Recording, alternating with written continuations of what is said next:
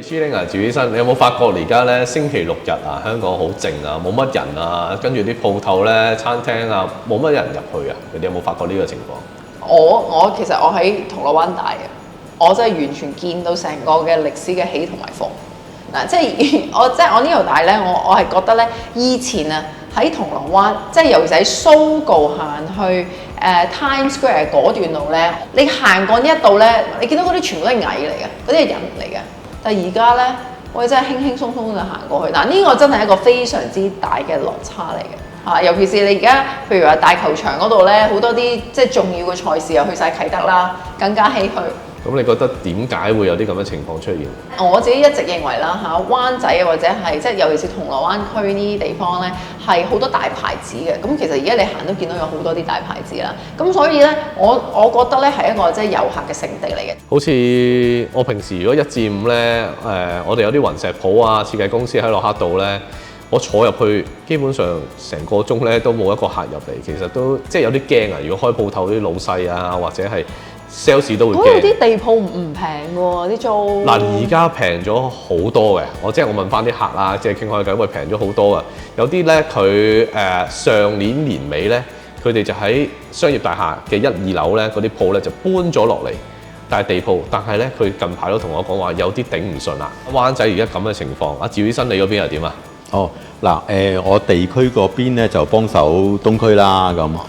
咁我見到嘅嗱，東區同銅鑼灣就有啲分別啦，住宅區多啦，咁但係都商鋪嘅，咁但係都好似係早閂門咗嘅，咁同埋有時落去擺街站啊，聽到啲街坊講咧，都係佢哋啲生意都係爭咗啲。不過我諗除咗地區，我講翻我自己醫療嗰啲啦，好明顯咧就係北上㗎啦。好明顯嘅嚇，我諗即係成本啦，因為始終咧嗱，醫療咧唔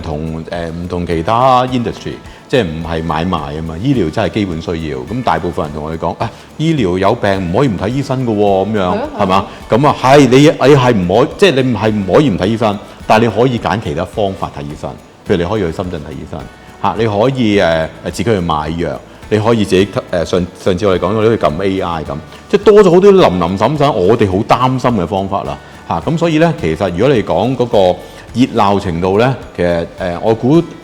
深圳啊、廣州啊嗰啲醫療咧會熱鬧咗咯，相比我哋香港。你講開又講，我見而家都好多咩睇牙、植牙嗰啲咧話上深圳嘛。咁你哋專科或者係你有睇下牙科呢啲，咁你係有咩睇法咧？我哋香港咧好幸福嘅。因為我哋香港咧，其實我哋講醫療咧，其實嗰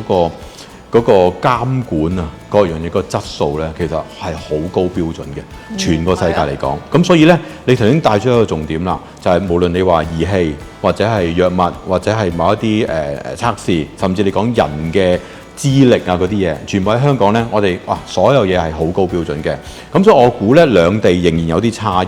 咁但係咧，邊一啲差異係暫時未可以完全可靠咧？